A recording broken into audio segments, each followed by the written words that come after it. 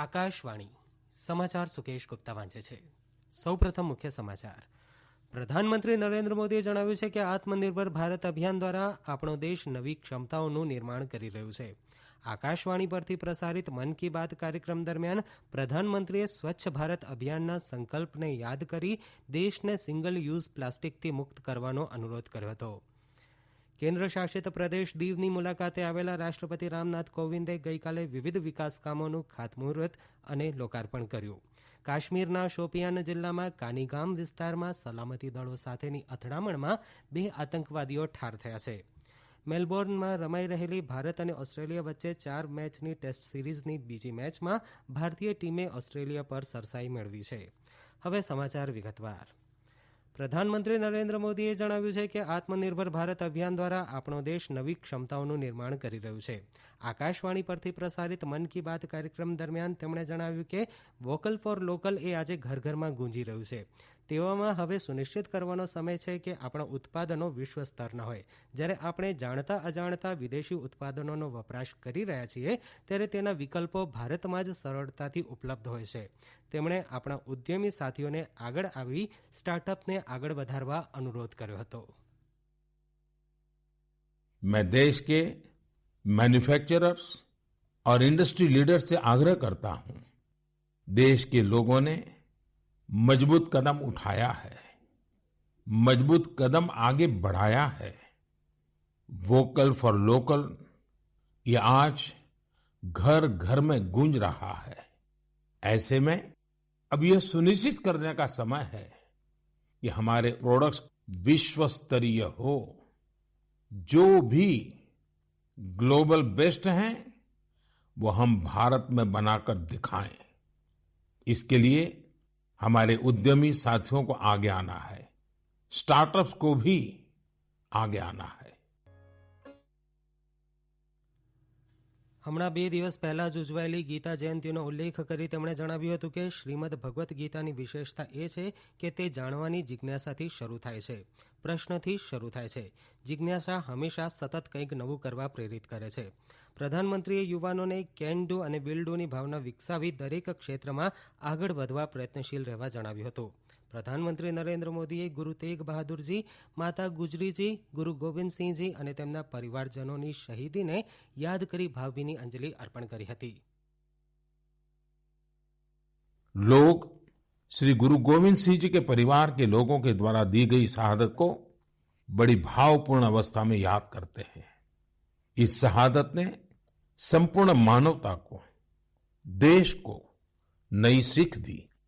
इस शहादत ने हमारी सभ्यता को सुरक्षित रखने का महान कार्य किया. हम सब इस शहादत के कर्जदार हैं. एक बार फिर मैं श्री गुरु तेग बहादुर जी, माता गुजरी जी, गुरु गोविंद सिंह जी और चारों साहिबजादों की शहादत को नमन करता हूं. ऐसे ही अनेकों शहादतों ने भारत के आज के स्वरूप को बचाए रखा है, बनाए रखा है. પ્રધાનમંત્રીએ સ્વચ્છ ભારત અભિયાનના સંકલ્પને યાદ કરી દેશને સિંગલ યુઝ પ્લાસ્ટિકથી મુક્ત કરવાનો અનુરોધ કર્યો હતો. हमें ये संकल्प भी लेना चाहिए कि हम कचरा फैलाएंगे ही नहीं. आखिर स्वच्छ भारत अभियान का भी तो पहला संकल्प यही है. हाँ, एक और बात मैं आपको याद दिलाना चाहता हूं. कोरोना की वजह से इस साल इसकी चर्चा उतनी हो नहीं पाई है. हमें देश को सिंगल यूज प्लास्टिक से मुक्त करना ही है. ये भी 2021 के संकल्पों में से एक है. રાષ્ટ્રપતિ રામનાથ કોવિંદે જણાવ્યું છે કે કેન્દ્ર શાસિત પ્રદેશ દીવ, દમણ અને દાદરા નગર હવેલીના લોકોની શ્રેષ્ઠ કામગીરીના લીધે આ પ્રદેશો સામાજિક વિકાસ ક્ષેત્રે છેલ્લા 4 વર્ષમાં 40 પુરસ્કારો અને સન્માન મેળવ્યા છે. દીવની મુલાકાતે આવેલા રાષ્ટ્રપતિએ ગઈકાલે વિવિધ વિકાસ કામોનું ખાતમુહૂર્ત અને લોકાર્પણ કરતા આ મુજબ જણાવ્યું હતું.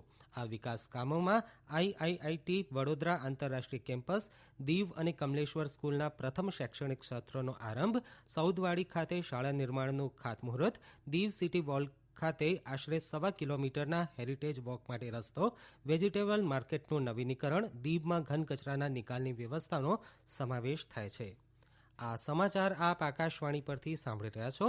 વધુ સમાચાર કોરોના અંગેના આ સંદેશ બાદ.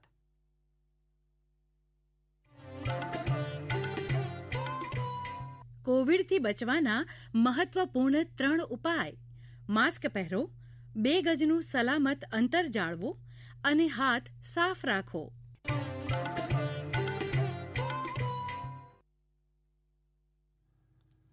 પ્રધાનમંત્રી નરેન્દ્ર મોદી દિલ્હી મેટ્રો રેલ સેવામાં મેજેન્ટા રેલમાર્ગ ઉપર દેશની પ્રથમ ડ્રાઈવર વિનાની મેટ્રો ટ્રેનનો વીડિયો કોન્ફરન્સિંગ દ્વારા આવતીકાલે પ્રારંભ કરાવશે. આ સાથે દેશની સૌપ્રથમ ડ્રાઈવર વિનાની એટલે કે ઓટોમેટિક ટ્રેનના નવા યુગનો આરંભ દિલ્હી મેટ્રોથી થશે. દિલ્હી મેટ્રો આગામી 6-7 મહિનામાં તમામ મેટ્રો ડ્રાઈવર વિનાની બનાવવાની નેમ ધરાવે છે. આ ઉપરાંત પ્રધાનમંત્રી એરપોર્ટ એક્સપ્રેસ રેલમાર્ગ ઉપર નેશનલ કોમન મોબિલિટી કાર્ડ સેવાનો પણ આવતીકાલે પ્રારંભ કરાવશે.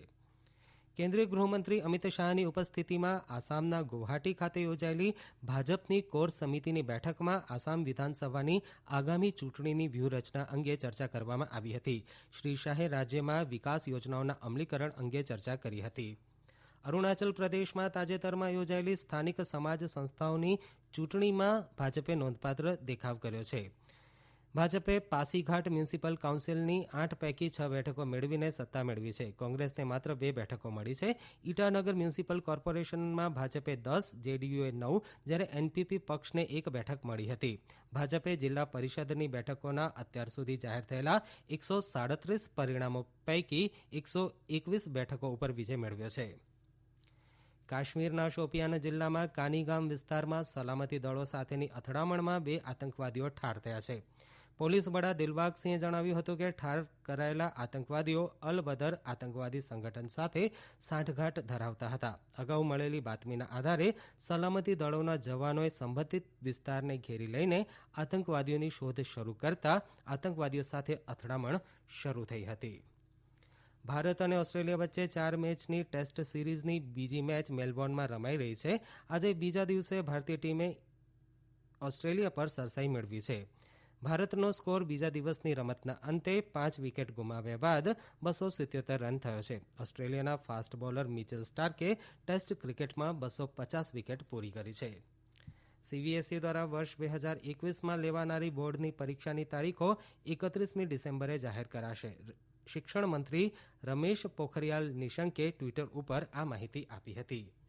ગંગા નદીને સ્વચ્છ કરવાના રાષ્ટ્રીય મિશન એમસીજીએ 5 અબજ 57 કરોડ રૂપિયાના ખર્ચના 22 પ્રોજેક્ટો પૂર્ણ કર્યા છે અને નવા 17 પ્રોજેક્ટોને મંજૂરી આપી છે.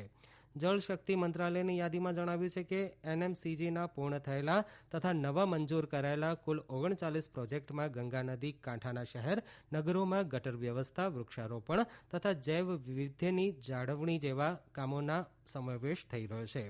યાદીમાં જણાવ્યું છે કે નાગરિકો માટે પાણીની વ્યવસ્થા માટેના મોટા બંધોની દ્રષ્ટિએ ભારત સમગ્ર વિશ્વમાં ચીન અને અમેરિકા પછી 3જું સ્થાન ધરાવે છે. જાપાને ઇંગ્લેન્ડમાં જોવા મળેલા કોવિડ વાયરસનો પ્રસાર થતો અટકાવવા આજથી વિદેશી નાગરિકોના પ્રવેશ ઉપર પ્રતિબંધ મૂકવાનો નિર્ણય લીધો છે. જાપાનમાં ગઈકાલે કોવિડ વાયરસના બદલાયેલા અને સ્ટ્રેન તરીકે ઓળખાતા વાયરસનો કેસ મળી આવતા જાપાન સરકારે જાપાનમાં પ્રવેશતા તમામ મુસાફરોને કોવિડનો ફરજિયાત ટેસ્ટ કરાવવાનો આદેશ આપ્યો છે. અંતમાં મુખ્ય સમાચાર ફરી એકવાર. પ્રધાનમંત્રી નરેન્દ્ર મોદીએ જણાવ્યું છે કે આત્મનિર્ભર ભારત અભિયાન દ્વારા આપણો દેશ નવી ક્ષમતાઓનું નિર્માણ કરી રહ્યું છે. આકાશવાણી પરથી પ્રસારિત મન કી બાત કાર્યક્રમ દરમિયાન પ્રધાનમંત્રીએ સ્વચ્છ ભારત અભિયાનના સંકલ્પને યાદ કરી દેશને સિંગલ યુઝ પ્લાસ્ટિકથી મુક્ત કરવાનો અનુરોધ કર્યો હતો.